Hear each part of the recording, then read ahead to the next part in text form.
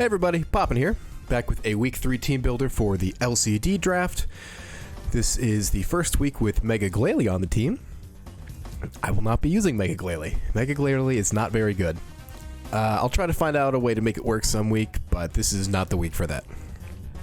So, I believe I am playing the Amazing Azumarill, or Amazing Azumarill this week. I think that's it. But so take a look at their team. They got a lot of cool stuff. They have Greninja, which they drafted the Greninja that can use Protean, so it will be Protean. There's really no other reason to draft Greninja.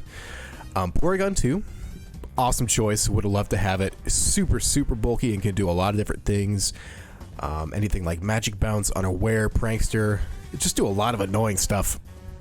Sylveon, who I'm not too sure what that does.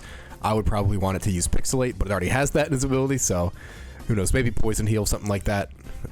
Mesprit, nice, kind of gives you some more rock support. Prankster, Magic Bounce I could see. Leafeon, a great grassy glider.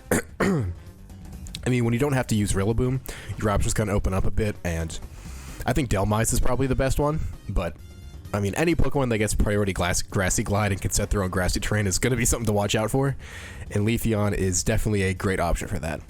Aegislash can do stance change or anything else. I'd imagine it might have either Levitate or Flash Fire, given that I have two pretty good mons that can answer it here. So if it shows up, I bet it would be a defensive one.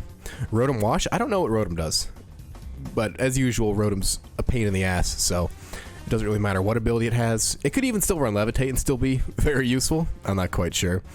Vikavolt, again, don't really know what that one does, but it's really strong.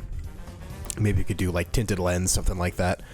Golbat is here for Defog and Defog only. Probably Magic Guard with the heavy duty. Well, no, not heavy duty boots. Probably Magic Guard with lefties and just Defog, Roost, Toxic, annoying stuff, but not very offensively focused unless it has Hyper Fang. And last but not least, Mega Garchomp, who I think was probably the best Mega pick you could possibly have taken. I really wanted it, but I held out a little bit too long, because even Garchomp, so base form Garchomp can use whatever ability it wants, but it just has to hold the Garchomp Mega Stone. So even regular Garchomp without an item, but with any ability it wants, it's really good. I don't remember where we ranked it for the actual tier list itself, but it's definitely up there. I mean, you compare regular Garchomp's ranking to regular Glalie's ranking, and like it's worlds apart. They're nowhere comparable. But Mega Glalie's faster, so that's kind of cool. So looking at the team, we'll take a look at some of these typings. Overall, there actually is a ground weakness, because these three don't actually have ground immunities because they don't necessarily have to run Levitate. But otherwise, it's really well rounded. There's no net weaknesses besides I think actually it's so it is still weak to ground, but other than that, it's really nice. But they are missing some immunities to dark and resists to dark that I plan to capitalize on. So we'll take a look at the team and see how I decided to go about dismantling this team. So first off, we have our good friend Zeraora taking a break from Pokemon Unite, coming back to the real game this week, and we have the first time I'm putting a different ability on it. It has Refrigerate. And you might say, Refrigerate, Fake Out, and Quick Attack. Are you trying to lose? And the answer is no, I'm not. That was in the VBL. This week, I still have enough of a shot here where I can try to win. So I ran the numbers, and a max defensive Garchomp, if it was max HP, max defense for some reason, and Mega Evolved, it cannot live a Fake Out plus Quick Attack with an Expert Belt. I originally had a Life Orb here, but I really don't want to be taking 10% of my health every single time I do Fake Out, which is just kind of annoying. And you can still get the job done with the Expert Belt. And there's a couple opportunities for me to get super effective hits with Plasma Fists and Knockoff, so that item might kind of be useful in other places. But this is primarily the Garchomp check counter, which is kind of, well, I guess not a counter because I can't switch in, but it's a check. And you typically wouldn't think the Electric type is going to be the Garchomp counter, but here we are. It also it does a lot of annoying things with Plasma Fists. It dunks on Golbat. It takes a huge chunk out of Greninja. I think it's EV'd to outspeed Greninja. Let's see. Greninja's 377. So that's probably 378. Yep, so this outspeed max speed Greninja. And moving on, I really wanted more hazard support. In my game last week, Smeargle only came in, set spikes on my side, and died. So I'm going to be a bit more careful with how I play it this week. It's typical Smeargle stuff: Prankster, Spikes, Defog, and Destiny Bond.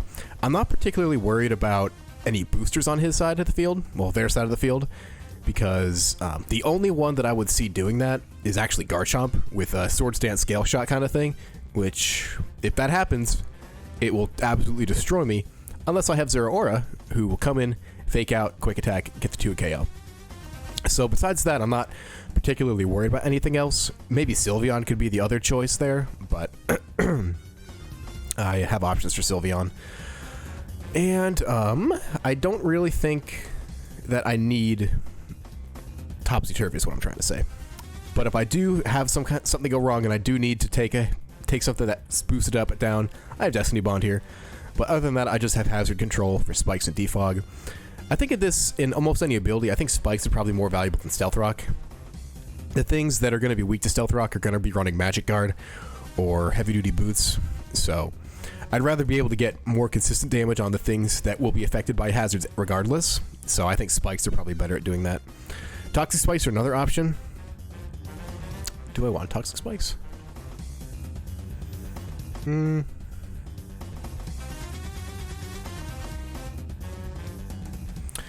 thinking about Toxic Spikes.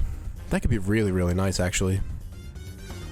Because my team this week isn't too offensive. Yeah, we'll go with Toxic Spikes. I have to type over here. I have too much shit plugged into the laptop now. I can't use the keyboard. Sorry, that Smeargle. We'll make it shiny, just for fun. Moving on to our good friend Moltres. Defensive, Desolate Land, Heavy Duty Boots. Again. We have Weather Ball, Morning Sun, Scorching Sands, and Defog.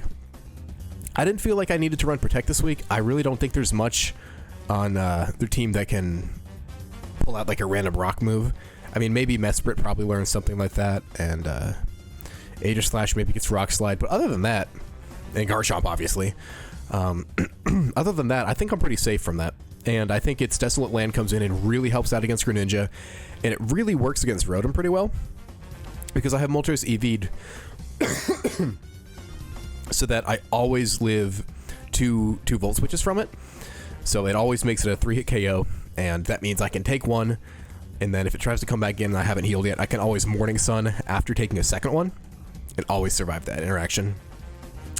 And then for my coverage move, I decided to put Scorching Sands instead of Solar Beam, and I did that because Solar Beam is typically really nice and it hits Rotom for a lot of damage, but assuming that Rotom doesn't actually run Levitate, I can hit it with Scorching Sands for super effectively. It doesn't have the charge turn if he overwrites my weather, which is pretty much like a death sentence for Moltres. I was playing on ladder with this Moltres set, and I had someone with Primordial Sea switch in on the turn I went to Solar Beam. I got stuck and just demolished on the next turn, so don't want that to happen. And Rotom is, I guess, a viable user of Primordial Sea. Gets the Thunder Accuracy boost and the Water Power boost, so something to watch out for. So definitely do not run Solar Beam when the rain is around. So Scorching Sands gets good damage, and if he switches out, if they switch out, I can still get a burn. 30% chance is definitely good. Game's been won on a lot less. And Defog, because last week I lost because of hazards, and, well, because of my misplaying due to hazards. So I'm putting more of an emphasis on getting them off the field, especially considering that I just put Toxic Spikes here. I do not want to poison Swampert, really. Everyone else, they'll be okay with getting poisoned. Swampert, again, Regenerator, Stealth Rock, Flip Turn, Toxic, and High Horsepower. I'm running High Horsepower this week because if Leafeon shows up, it will probably be Grassy Surge, and then Earth Power will be very piss poor. So I want something that can actually function if the grassy terrain is up. I was really considering Sap Sipper on this, but I have Meganium and Moltres to help handle not Sylveon, Leafeon. I almost called it Grassy-on. And that would those two should be able to handle it to the point where I don't need to weaken Swampert to the point where I put Sap Sipper on it. Sap Sipper is nice. If I did that, I had this with Sap Sipper and Ice Punch to shut down Leafeon a little bit more, but I think the rest of my team handles it pretty well. And all the physical defense here is just to help cover some of the physical options, like Garchomp if Zeraora goes down somehow, or Greninja can run mixed, I guess. And I guess Aegislash could be something to watch out for. Next, we have Meganium with Poison Heal, Toxic, Dragon Tail, Protect, and Giga Drain.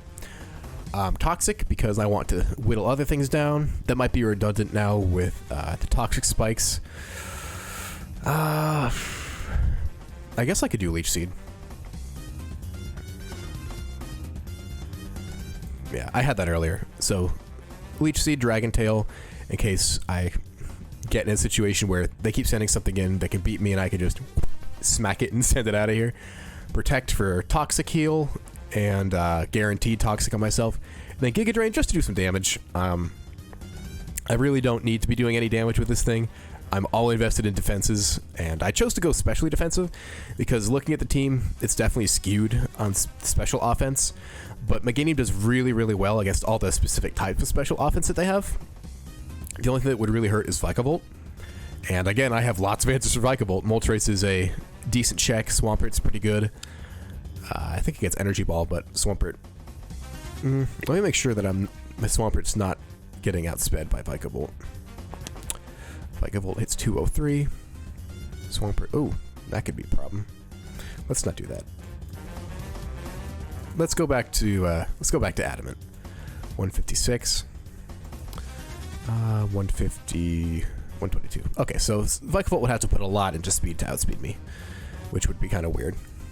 Okay, so this is back to Meganium. I think it fits pretty well for a special attacker role. Leech Seed is really nice, considering that if we go back here, we can see that special attackers, Porygon 2, and what do you call Sylveon, they have decently high HP stats, even Mesprit too. So, definitely a good way of whittling things down. And last but not least, we have Hoopa back again. We have Intrepid Sword with a Choice Scarf, Hyperspace Fury, Gunk Shot, Thunder Punch, and Trick. Hyperspace Fury kills pretty much everything. It always OHKOs an Aegislash. I believe it even kills a Greninja if it's a Dark type. It does so much damage. It obliterates Mesprit. Gunk Shot, OHKOs Sylveon, Thunder Punch. Why would I have Thunder Punch here? Thunder Punch is probably for Greninja. Or no, Thunder Punch is for Golbat. Thunder Punch... I don't know why I put Thunder Punch on there. There's nothing here that Hyperspace Fury isn't out-damaging. Why did I put Thunder Punch on here? Let me reconsider that. Let's see what else we got.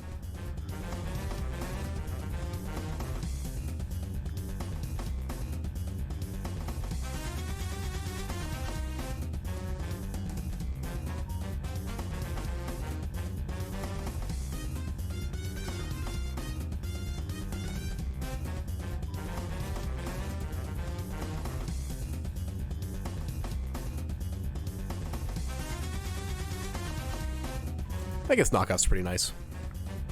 Yeah, so that's Hoopa with a +1 and a 160 attack stat. That does shitloads of damage. And this is sped crept to the point where, assuming that they would run something to outspeed my Zeraora, if I put it at 378, which I did, they could probably do a Scarf to put something up to 379, or from rounding up to 380. So...